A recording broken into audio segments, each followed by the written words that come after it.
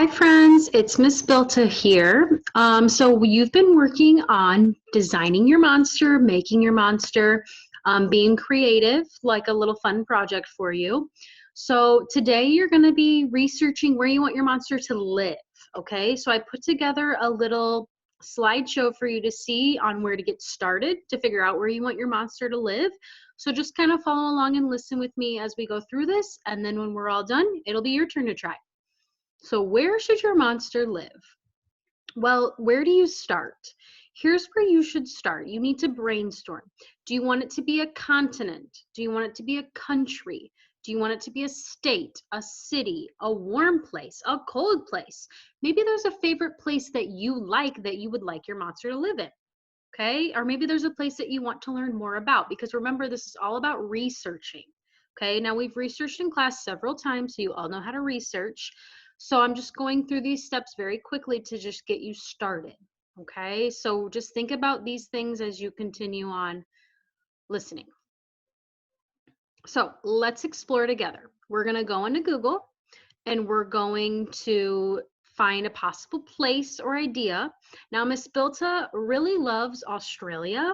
She's never been. She would love to go, but she finds it very interesting. So here's what Miss Bilta did. She went into her Google and she got a new tab, okay? And she simply just typed in Australia facts for kids. And she found a couple different ones that she liked. So I clicked on this one first, and I got a few facts about these. And if you scroll down, you'll see. Now remember, researching is all about reading. So you have to read the facts in order to get the information that you want. Now, if that website, let's say that website didn't give me everything I needed, so I want to go to the next one. So Science Kids has a lot of facts about different types of things going on in Australia. So again, here's another website. So those are just two examples. And you're going to be doing that too. So I've picked my place. I've showed you how I'm going to research. So I'm going to now ask you, so what is it, are we researching about this place that our monster is going to live in? So you've picked your location. Your next step is going to begin researching. So I have selected 5 questions for you to ask, and you're just going to type these questions directly into your Google tab. So your first question is, what is the weather like?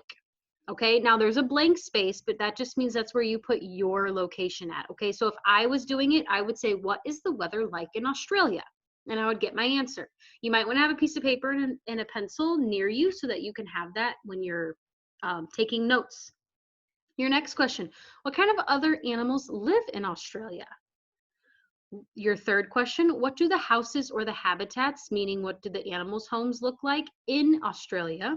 How many people live in Australia? And then any other interesting information you may want to include about Australia. Now, I picked Australia. You do not have to pick Australia. You can, but you do not have to. What I don't want to see is you taking Miss Bilta's exact example and making it your own. Okay, you need to do this on your own and pick a place that you really like or that you want to learn more about. Okay, so Miss Bilta went through this. She answered all these questions, and here are her results. So the weather in Australia is usually warm and dry. You can see that right here. Animals that live in Australia are kangaroos, koalas, platypus, and crocodiles. Those are only a few. I don't need to list every single detail they give me. Most animals' habitats can be found near the water or in the forest. There are about 22 million people who live in Australia. And some interesting facts I found were that there are over 750 species of reptiles in Australia, and sometimes Australia is known as the island continent. Okay, so I found my place, I researched my place, I took notes on my place, and now I'm going to use my creative mind and come up with a story, including my monster and the place that I've picked. Okay, so I put those two things together, and I got this. So this is where your time to shine with your writing skills. You're going to write about your story with your monster and its new home. Be creative, and you have to use the research that you found out about your monster's home. That's the whole point of the researching. So here's my example. Bob the monster lives in Australia. Bob struggles in Australia at times because most of the time it is warm and the sunshine is always beating down on him. Australia is great though for taking nice swims near the coral reef. The coral reef is huge. Bob loves swimming there. Bob has met many friends, including Carrie the kangaroo and Perry the platypus. They enjoy playing together because Bob the monster doesn't scare them. There's over 22 million people in Australia, and Bob is lucky to have found 2 close friends. Okay, so see, I didn't use all the research that I found, but I picked and chose which ones I thought would work best so that the story still made sense. Okay, so use this as a starting guide for you if you're struggling with what to start with in your writing. So now it's your turn. Remember these things. Remember to pick a specific place for your monster to live.